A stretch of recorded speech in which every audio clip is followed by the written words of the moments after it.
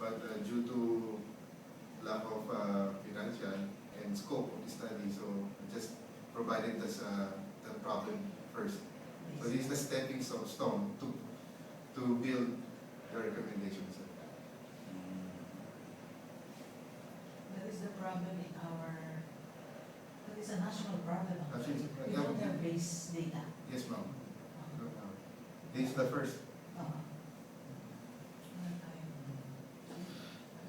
Even in ethno, that is our problem. Even though Hindi that is nasisilip ito mga to, ma'am, eh, no? Ah. Hindi nasisilip in depth. So, Kasi nga, once, ensemble is not part of the general music.